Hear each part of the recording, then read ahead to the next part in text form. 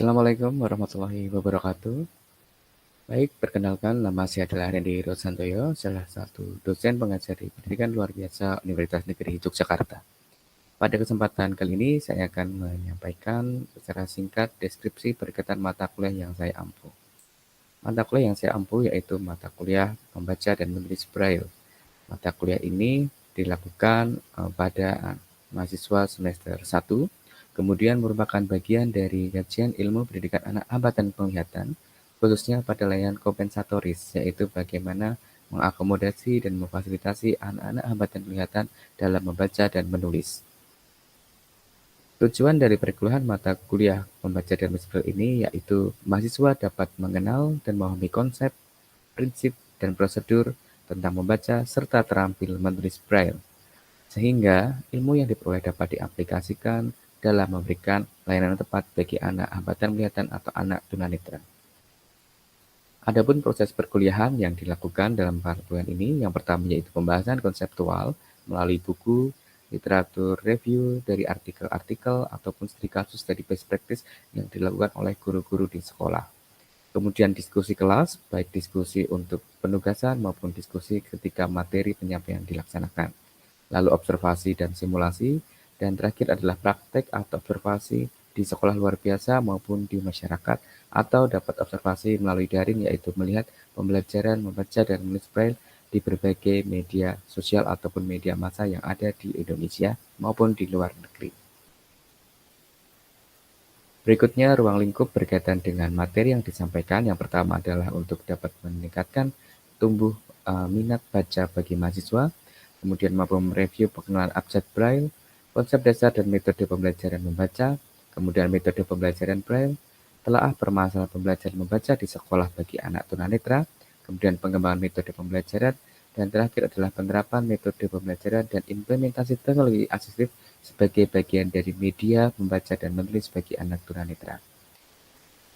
Kemudian bidang keilmuan membaca menulis Braille pada semester 1 lebih khusus pada bidang bahasa Indonesia dan pada matematika, sehingga penilaian akan dilakukan melalui peran aktif mahasiswa selama proses perkuliahan, melalui diskusi, tanya jawab, kemudian kualitas hasil kerja, baik secara kelompok maupun secara individual, yang dikumpulkan secara daring melalui LMS yang dimiliki oleh Universitas Negeri Jakarta dengan nama Bismarck.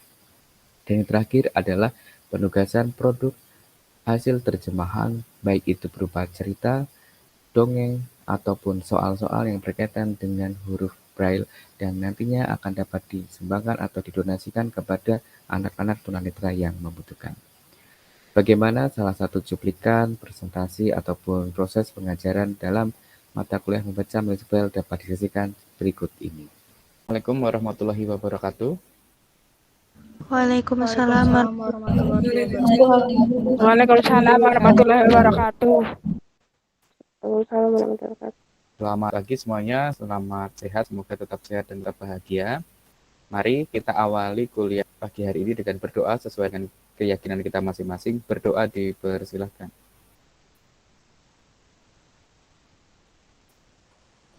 Cukup? Terima kasih. Baik, hari ini kita melanjutkan pertemuan yang kemarin ya. Kemarin kita sudah membahas berkaitan dengan matematika, bilangan, terutama berkaitan dengan bilangan. Nah, hari ini adalah kelanjutan yang bilangan kemarin. Jadi bagaimana menulis bangun datar, kemudian akar, gitu ya, sampai perbandingan. Perbandingan itu berarti ada persamaan, ada pertidaksamaan. Jadi simbol Braille matematika dasar ya, tetap simbol Braille matematika dasar. Kenapa bukan matematika lanjut? Karena matematika lanjut itu nanti akan lebih ke seperti logaritma ya, kemudian lebih ke pertidaksamaan kuadrat gitu. Jadi ini masih yang level dasar.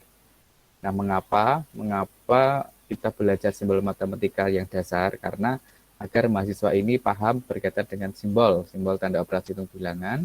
Ya, tanda operasi hitung bilangan kemarin sudah ada tambah, kurang, bagi, dan perkalian. Meskipun nanti akan kita ulang sedikit, siapa tahu masih ada yang lupa-lupa. Kemudian memahami simbol tanda persamaan, termasuk di sini adalah tanda besaran sudut bangun datar maupun bangun ruang. Yang terakhir adalah mahasiswa ini mampu menulis simbol Braille ya. Jadi tetap menggunakan Triklet dulu. Kita belum membahas berkaitan media-media berkaitan mesin ketik atau mesin software yang ada di laptop sehingga kita bisa menulis Braille dengan lebih kekinian sesuai dengan teknologi yang ada. Nah, seperti biasa, sebelum kita masuk ke materi, kita refleksi dulu. Setelah kemarin kita mencoba menulis bilangan dan tanda operasi hitung bilangan yang sederhana, apa yang kalian rasakan dan apa yang kalian dapatkan dengan pengalaman kemarin menulis simbol matematika. Silakan. Langsung di open microphone-nya saja, tidak apa-apa. Silakan, ada yang mau menyampaikan refleksinya kemarin setelah menulis Braille di bidang matematika, perbedaannya dengan bahasa Indonesia apa? Agak sulit, Bapak. Agak sulitnya kenapa, Mbak Dinta? Apa namanya, waktu awal itu saya nggak paham kok tiba-tiba ada tanda angka gitu. Kirain tuh langsung pakai angkanya gitu, Pak. Nggak pakai tanda yang kayak begini. Terus tanda kayak penjumlahan, perkurangan gitu loh, Pak. Tambah, kali, kurang itu belum hafal. Jadi agak susah. Baik, jadi tiba-tiba kok muncul tanda bilangan ya, jadi tidak seperti kita, kalau kita orang awas, huruf abjad A, B, C itu berbeda dengan bilangan 1, 2, 3. Tapi kalau di Braille ternyata sama, hanya nambah tanda saja atau kode saja. Kemudian operasi hitung bilangan yang tambah, kurang, bagi, kali, itu ternyata juga sama ya, sama seperti huruf abjad, hanya diturunkan satu titik saja gitu sehingga harus hafal. Kadang kalau tidak hafal terbalik-balik. Terima kasih Mbak Dinta. Ada yang lain lagi pengalamannya menulis? Mungkin wah gampang nih ternyata nulis matematika, tidak sesulit yang dibayangkan. Boleh loh. Silahkan, ada? Kalau menurut saya malah justru harus banyak latihan, Pak. Karena nggak bisa sekali ngerjain tuh langsung paham gitu. Jadi harus banyak berlatih, Pak. Betul, harus banyak berlatih Mbak Zulfa ya akan lebih paham. Kenapa harus banyak berlatih? Mengapa kok harus banyak berlatih? Karena kemarin waktu pas perbedaannya saat mengerjakan yang bidang bahasa sama bidang matematika dasar itu lebih terasa mudah yang bidang bahasa karena mungkin masih awal ya Pak. Terus kalau yang matematika dasar itu kan karena ada beberapa syarat misalnya seperti menulis dalam bilangan persen atau kilometer kan sebelumnya untuk menuliskan simbolnya ternyata harus ada yang di sebelum angkanya dan beberapa aturan lainnya yang di bidang bahasa itu tidak ada. Jadi untuk mengingat-ingat atau untuk memahami, menanamkan itu dalam pikiran sendiri itu harus banyak berlatih seperti itu, Pak. Betul, baik. Jadi untuk mengingat simbol matematika perlu banyak latihan ya. Berlatih itu lebih sulit ya dari bahasa Indonesia. Kalau bahasa kemarin lebih seru, kemudian pegel. Ada yang masih merasakan pegel-pegelnya di tangan atau di leher ketika berlatih matematika kemarin? Lebih pegel ya. Kenapa lebih pegel? Lebih pegel, Pak. Ya itu tadi Pak, karena ini asing nanti terus sering cek contohnya gitu. Baik, lebih pegel, lebih lelah karena harus melihat, kemudian mencari kode yang betul seperti apa, baru nanti menekan titiknya begitu di Triklet ya. Jadi lebih pegelnya karena matanya harus fokus betul, kemudian gerakan tangan juga harus tepat menekan titiknya, jangan sampai salah. Baik, terima kasih. Jadi ini bagaimana kesulitan kita yang orang awas saja, besok ketika menjadi guru, itu juga harus paham bahwa anak-anak itu juga lelah gitu ya. Lelah dalam arti ketika belajar matematika itu dia harus punya konsep dulu. Kalau konsep matematikanya masih terbalik dengan konsep bahasa Indonesia, dia akan sulit belajar matematika Braille-nya gitu. Sehingga kita sebagai guru besok harus sadar betul bahwa anak-anak tunanetra itu perlu bekal skill yang memang sudah mapan atau sudah matang untuk belajar matematika. Jangan sampai anak-anak kita besok belum matang di matematika, tapi kita memberikan latihan yang begitu banyak sehingga sudah lelah otaknya untuk berpikir, lelah juga pergerakan tangannya untuk menekan huruf-huruf Braille-nya. Baik, hari ini lanjutan sedikit saja gitu ya, berkaitan dengan operasi hitung bilangan. Ini masih mengingat penjumlahan, kemarin huruf apa? Penjumlahan E turun ya, atau titik 2 dan 6. Kemudian pengurangan huruf I turun atau titik 3 dan 5. Kalau perkalian titik 1 dan 4. Nah, pembagian kebalikannya, berarti titik 3 dan perkalian 1 dan 6, pembagian 3 dan 4 tetapi 2 kali. Dan ingat, setelah tanda operasi hitung bilangan itu harus diikuti dengan tanda angka terlebih dahulu. Kenapa? Karena ini satu kesatuan yang dipisahkan, bukan satu kesatuan bilangan. Berbeda dengan pecahan. Kalau pecahan, tanda angkanya cukup satu saja. Contohnya 4, nih, tanda angka, kemudian huruf D, baru tanda operasi hitungnya plus atau tambah, kemudian tanda angka lagi, baru huruf G atau tanda 7. Itu ya, ini untuk ingat. Jadi lebih mudah mengingatnya misalnya EI, kemudian nggak berkalian berarti garis seperti AI, kemudian pembagiannya seperti IA, tapi 2 kali. Akan selalu muncul terus ini, operasi hitung bilangan ini mau di tingkat matematika dasar, matematika lanjut, ini akan muncul terus. Jadi harus diingat. Nah, sekarang tanda perbandingan. Kalau di bahasa Indonesia kemarin, tanda perbandingan cukup dengan sama dengan, ya kan, sama dengan. Nah, sekarang kalau perbandingan di matematika ada banyak. Ada yang tandanya itu bagi titik 2, ya.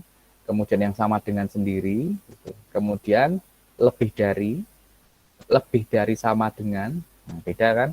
Kemudian lebih kecil atau kurang dari, kemudian kurang dari sama dengan, gitu. Dan juga tidak sama dengan. Kalau sama dengan sudah belajar kita di bahasa Indonesia. Titik apa sama dengan kemarin? Ada yang masih ingat? Sama dengan titik. Itu sudah ada tuh, titik berapa itu? C turun C turun 2 kali, ditulis 2 kali. Betul. Kalau per tidak sama dengan, nah ini adalah titik berapa? 25 baru huruf W ya, atau R terbalik, yaitu titik 2, 4, 5, dan 6. Misalnya 25% tidak sama dengan 0,20 misalnya. Nah, itu pakai tanda tidak sama dengan. Kalau lebih dari ini tanda apa? Kombinasi tanda apa? Titik apa saja?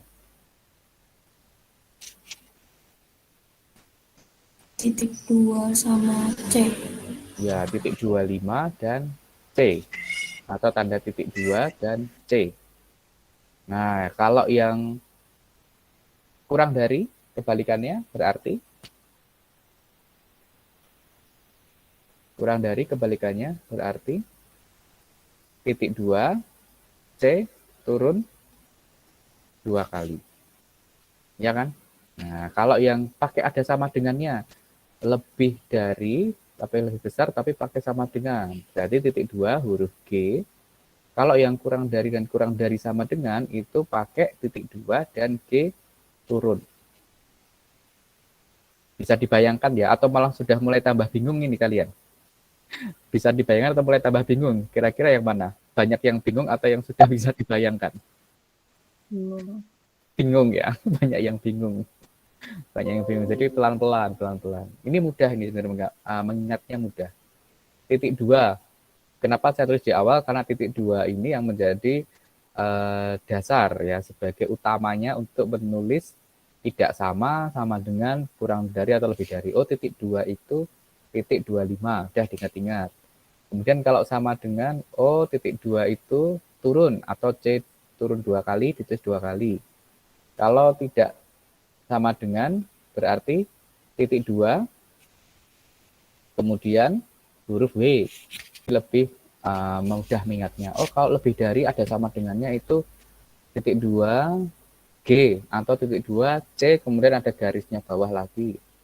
Kemudian kalau yang kurang dari sama dengan, oh titik 2 turun, G turun, atau C di bawah tambah garis lagi gitu yang di sini. Lanjut ya, masih mampu ya. Baru tambah 1 kan setelah operasi hitung bilangan. Berikutnya ini yang pangkat bawah. Kalau kemarin kita sudah belajar pangkat atas. Kalau pangkat atas pakainya adalah B ke samping ya, ini ya, yang B ke samping ya, yang titik berapa jadinya? Titik 4 dan 5. Ya kan? B ke samping. Tapi kalau pangkat bawah yaitu tinggal diturunkan. Ini yang saya blok ini. Jadi tinggal diturunkan. Kalau pangkat atas itu titik 4 dan 5, berarti pangkat bawahnya adalah titik 5 dan 6. Baru setelah itu tetap menggunakan tanda angkanya. Gitu ya. Oke, tambah sedikit di situ. Pecahan. Oke, kemarin pecahannya masih pecahan biasa. Titik berapa pecahan biasa kemarin? Titik berapa itu pecahan? 3, 4. Iya, 3 dan 4. Nah, kalau pecahan campuran, sama. 3 dan 4 tetap digunakan, tapi ada tanda hubungnya, yaitu titik 3 dan 6. Ini yang saya blok ini ya, yang saya blok warna kuning nih. Nah, 3 dan 6. Tanda angkanya cukup 1 kali. Ya, tanda angkanya cukup 1 kali. Kenapa? Karena ini dianggap satu kesatuan bilangan. Sehingga tanda angka misalnya 2, 7 per 8.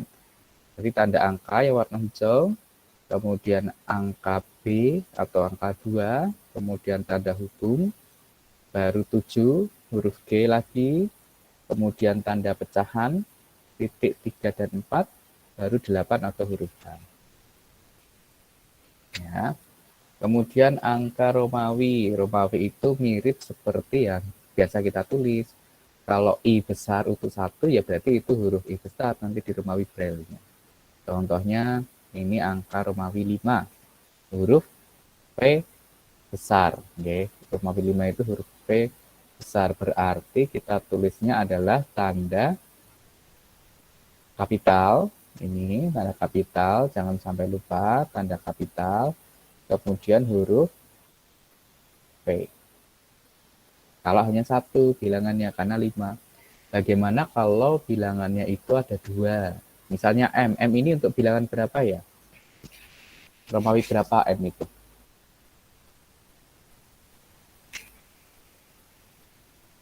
Ada yang tahu? M bilangan berapa? Romawi berapa?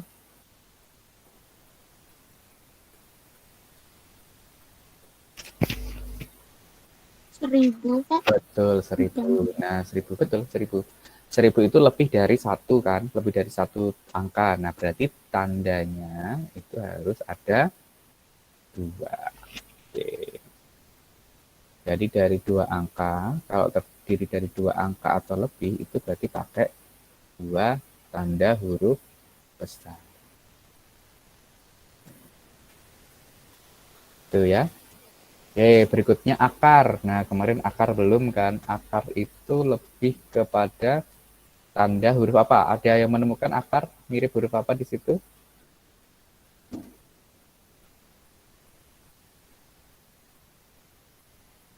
S terbalik. S? S?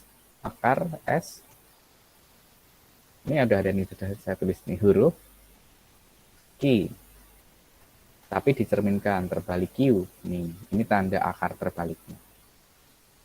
Kalau di huruf awas kita, tanda akar 2 itu kan nggak ditulis ya. Jadi misal akar 49 itu kan nggak ada akar, kemudian atasnya 2. Karena sudah diasumsikan bahwa ketika akar itu berarti akarnya di pangkat 2.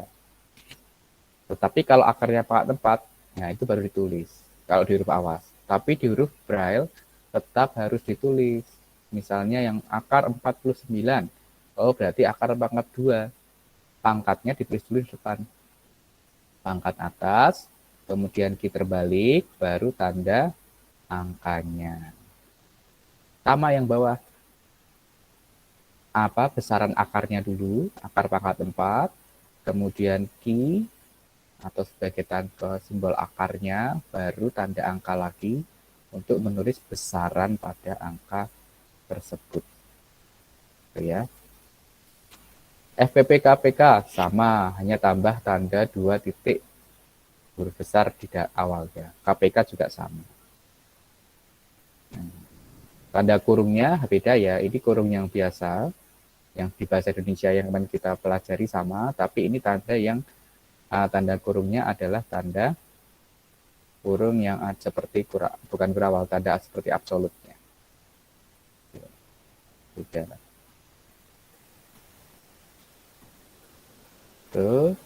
Kemudian kalau bangun datar dan bangun ruang itu cukup disingkat. Persegi itu PSG, segitiga ST, jajar genjang SJG, belah ketupat BK, persegi panjang PS, GP, lingkaran LK, trapesium TR, layang-layang LL. Cukup disingkat. Bangun ruang juga sama, disingkat. Kubus KBS, prisma PRIS, kerucut KRC, tabung TB eng atau TB eng itu ya, ki terbalik itu. Balok BLK, limas LM, bola tidak disingkat, tetap dengan bola. Nah, segitiga sama kaki ST SK. Oke, sekarang kita mencoba latihan ya. Silahkan ditebak nomor 1 ini tulisannya apa? Terjemahannya apa? Nomor 1.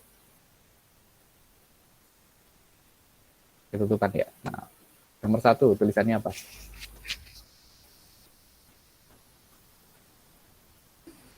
Akar 2 dari 81. Akar 2 dari 81. Akar Baik. 3. Akar 3. Akar 2 apa akar 3? Mantap yang mana, Mbak? Akar 2 atau Iya. akar 3? Akar 3. Akar 3 dari 81. Begini? Iya. Oke, betul ya. Jadi betul. Yang kedua. Gampang ya ternyata ya. Yang kedua.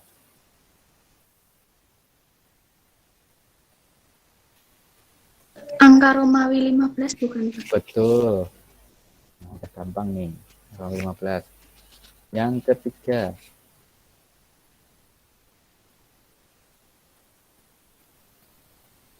Yang ketiga.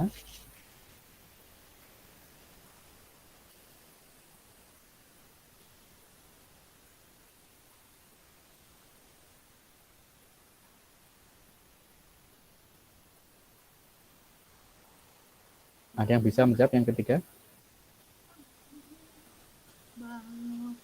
Balok. Siku-siku. Oke, balok siku-siku, balok yang di siku-siku ya berarti betul.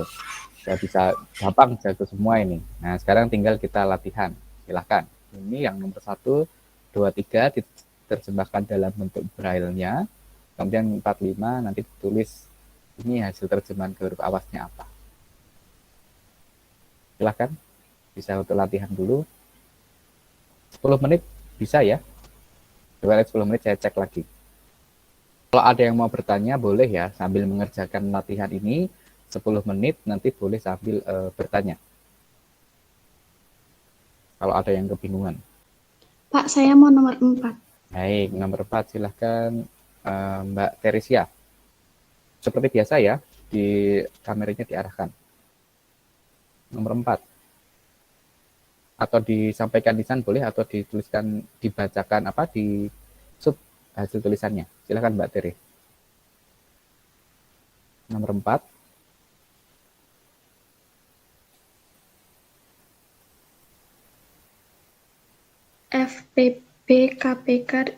FPP sama dengan dalam kurung 1,3,3, Pak. Betul. Jadi nomor 4 FPP 4 titik ya, 4 titik FPB-nya besar semua, kemudian sama dengan dalam kurung 1, berapa? 3,3. 3,3. Nah, yang 3,3-nya ini kurang tepat ini. Ini bukan 3,3 ini. Coba tanda berapa? Nah, saya presentasikan kembali.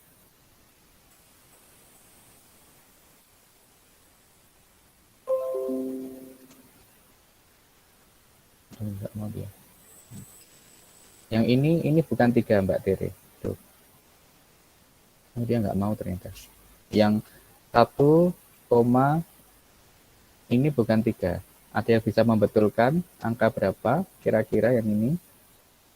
5 bukan, Mbak? Ya, ini angka 5. Jadi agak terbalik sedikit ya Mbak Tere, tapi sudah betul dari depan.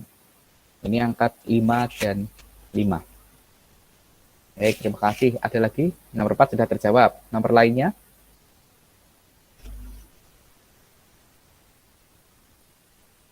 Nomor lainnya ada yang sudah?